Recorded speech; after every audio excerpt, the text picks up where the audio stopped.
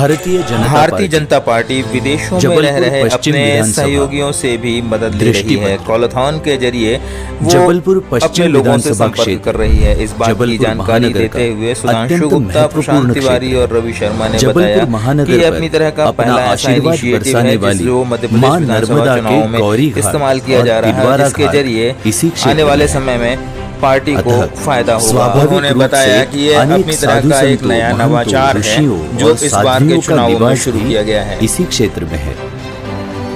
एक और जहां अत्याधुनिक और प्रगत आईटी पार्क इस विधानसभा का हिस्सा है, वहीं हमारी प्राचीन विरासत और धरोहर को संजोए गढ़ा क्षेत्र भी इसी विधानसभा में आता है।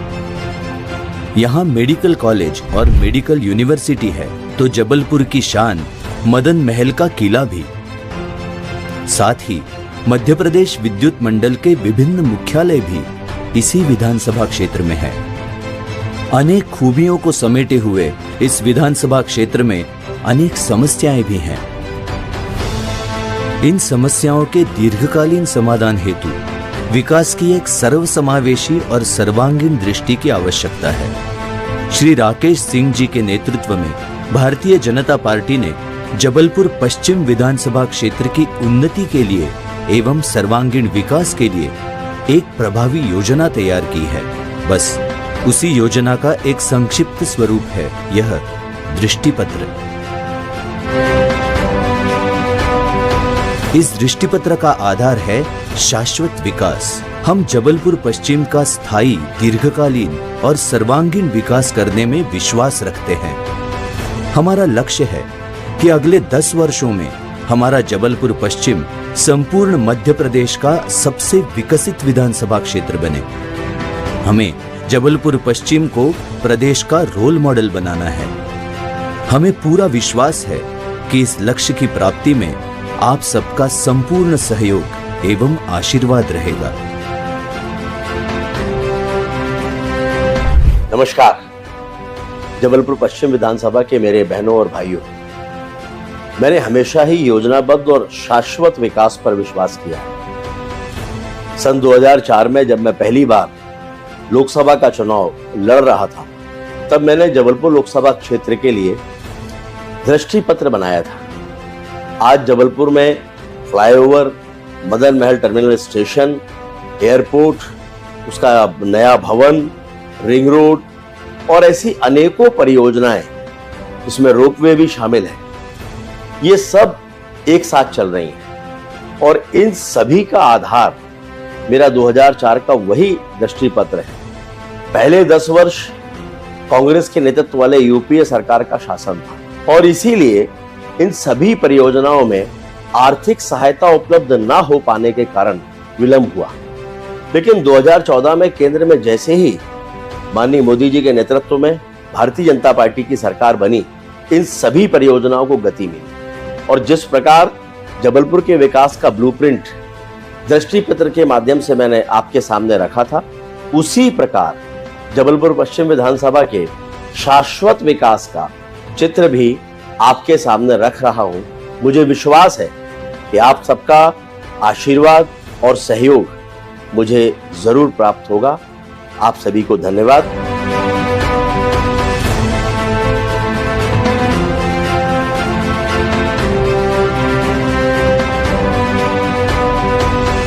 गौरी घाट और तिलवारा घाट के तटों को अयोध्या नगरी के शरयू घाट के समान विकसित करना। पवित्र राम जन्मभूमि अयोध्या में शरयू नदी के घाटों पर अत्याधुनिक सुविधाएं तो है ही, साथ ही इन घाटों की पवित्रता और परंपरा को भी अक्षुण्ण रखा गया है। इसी आधार पर हमारे गौरी घाट और तिलवारा घाट के समग्र विकास की योजना है। ये दोनों घाट मानो मां नर्मदा द्वारा अपने दोनों हाथों से जबलपुर पश्चिम विधानसभा को दिया हुआ आशीर्वाद है। ये घाट अत्यंत प्राचीन है और अपने साथ बहुत बड़े ऐतिहासिक महत्व को समेटे हुए हैं। इन दोनों ही घाटों को शरयू घाट के आधार पर अत्याधुनिक सुख सुविधाओं से सुसज्जित बनाया जाएगा तथा इसकी प्राचीन परंपरा और विरासत का संरक्षण भी किया जाएगा। दोनों घाटों को भव्यता प्रदान की जाएगी। साथ ही मां नर्मदा जी की आरती को भव्य बनाया जाएगा।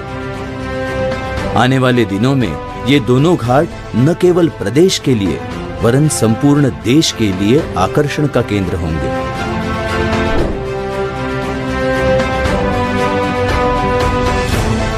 पश्चिम के पर्यटन स्थलों का विकास। अपने पश्चिम विधानसभा क्षेत्र में जबलपुर के लिए ही नहीं वरन संपूर्ण देश के लिए अत्यधिक महत्व रखने वाले कई ऐतिहासिक स्थल हैं। उपेक्षित पड़े संग्राम सागर को हमने जिस प्रकार से स्वच्छ किया, उसका सौंदर्यीकरण किया, उसी प्रकार अन्य स्थानों का भी सर्वांगीण विकास करने की योजना है। गौरीघाट रोड स्थित बादशाह हलवाई मंदिर, मदन महल पहाड़ी पर स्थित मां शारदा मंदिर, संग्राम सागर के समीप स्थित बाजना मठ और जबलपुर की शान मदन महल का किला जैसे सभी स्थानों को प्राकृतिक रूप से विकसित किया जाएगा। पर्यावरण का पूरा ध्यान रखते हुए इन सभी स्थानों का सौंदर्यीकरण किया जाएगा। अगले 5 वर्षों में अपना जबलपुर पश्चिम संपूर्ण जबलपुर महानगर के पर्यटन का केंद्र बनेगा।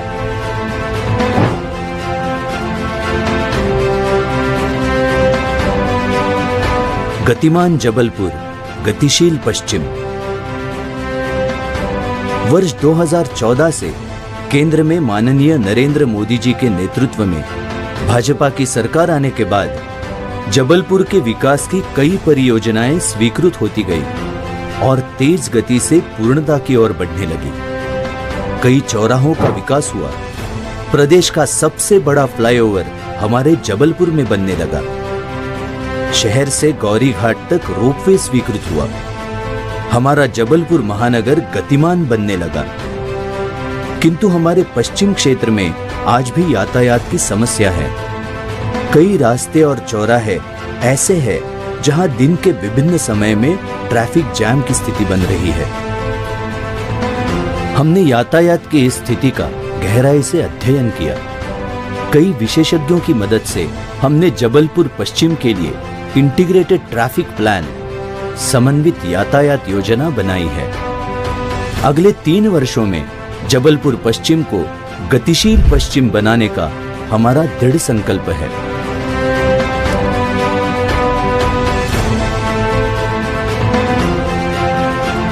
रोजगार का प्रमुख केंद्र। हमारी योजना के अनुसार जबलपुर पश्चिम रोजगार सृजन का प्रमुख केंद्र बनेगा।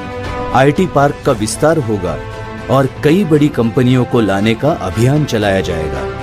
सभी क्षेत्रों में रोजगार के अवसर बढ़ाने के लिए जबलपुर पश्चिम में skill centre, vocational training centre तथा व्यवसाय मार्गदर्शन केंद्र चलाए जाएंगे। जबलपुर पश्चिम के अधिकाधिक युवाओं को रोजगार दिलाना ही हमारा लक्ष्य है।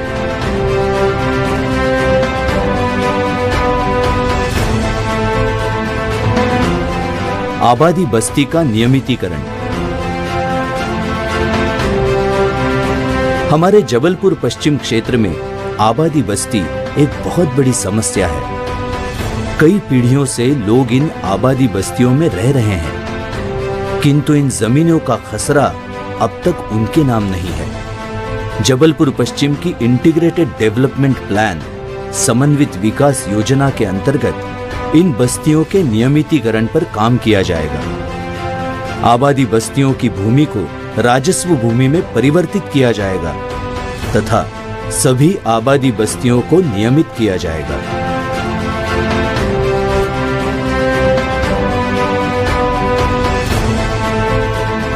जलप्लावन की समस्या से छुटकारा।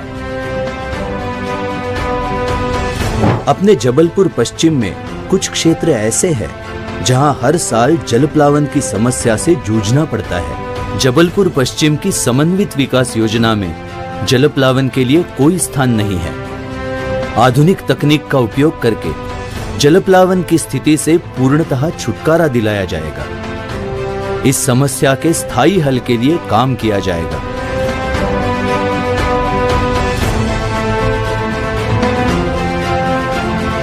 तालाबों का सौंदर्यीकरण।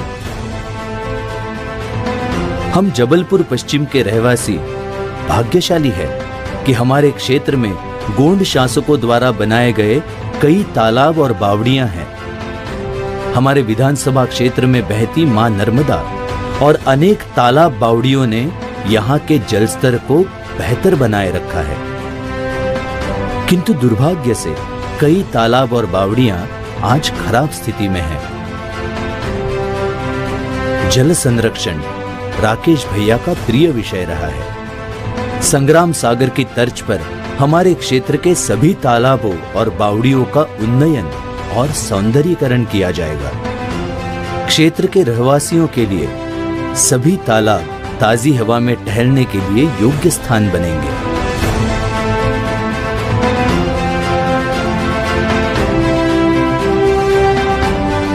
सब्जी मंडी का विकास। अपने पूरे पश्चिम क्षेत्र में कई स्थानों पर सब्जियां बेची जाती है।